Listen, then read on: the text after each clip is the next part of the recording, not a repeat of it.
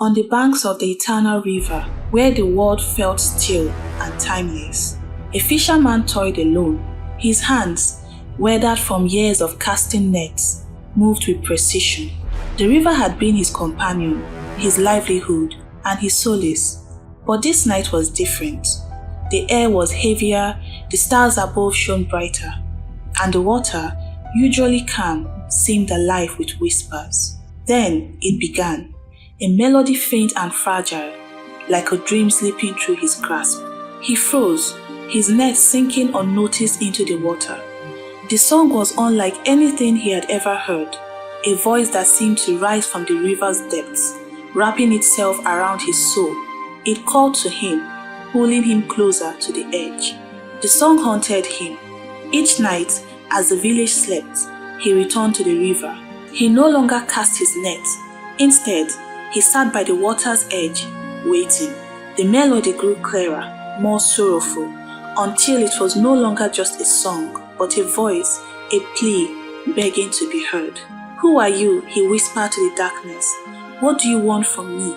Yet the river gave no answer, only the endless song that seemed to weave itself into his very being. On the seventh night, the river finally revealed its secret. She rose from the water, her form shimmering like liquid light. Her hair flowed like currents, her eyes holding the weight of centuries. She was the forgotten queen, cursed to dwell within the waters for eternity. "You have heard my song," she said, her voice both gentle and commanding. "But my tale is one of sorrow, and those who seek it must tread carefully." The fisherman's heart raced. He should have fled, yet he felt no fear, only an overwhelming desire to ease her pain. In the days that followed, the fisherman shared his encounter with the villagers. Their faces turned pale, their voices hushed. "Stay away from the river," they warned. "The river queen is a spirit of vengeance, caused by the gods. No man who seeks her truth returns whole." But he could not forget her. The sorrow in her eyes lingered in his mind, and the melody of her song filled his dreams. How could he abandon her when her pain cried out so desperately for release? Night after night, revealed fragments of her story. She had been a mortal queen, beloved by her people, her kingdom flourishing under her reign, but her status made her proud. One day, a messenger of the gods came to warn her of a bad omen hanging around her. But in her arrogance, she banished the messenger from her kingdom. Soon, the prophecy came to pass, and she was murdered in cold blood. The angry gods caused her spirit to remain bound to the river until someone brave enough could unravel the truth of her tragedy. Theirs was a cruel punishment for her pride, to remain bound to the river, her spirit forever longing for justice. "Only the brave can set me free," she said, her voice trembling with emotion. But bravery comes at a cost. The fisherman's resolve hardened. Whatever the cost, he would pay it. He vowed to uncover the truth. Guided by her song, he ventured into the forbidden parts of the river, where the water ran red and the air smelled of decay.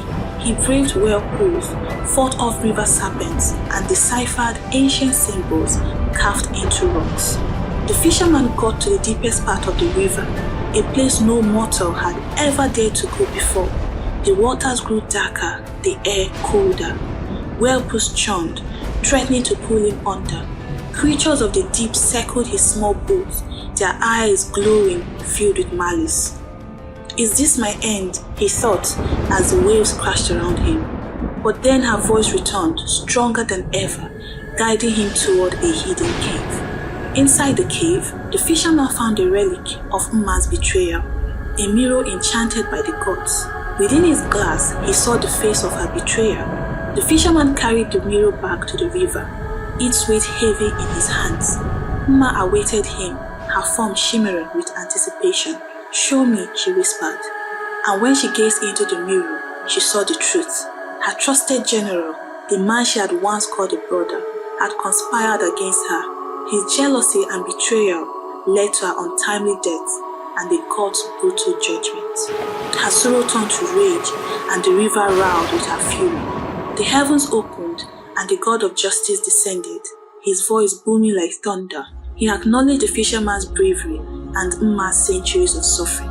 With a wave of his hand, The river calmed as he released her spirit from its watery prison. But as her form began to fade, she turned to the fisherman, her voice soft yet resolute.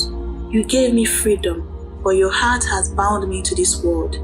I shall wait for you, my beloved, where the river meets the stars. The river returned to its calm, its melody, now a song of peace. The fisherman, forever changed, became the guardian of his shores, his nights spent gazing at the stars, waiting for the day he would meet the forgotten queen. For now, he would remember.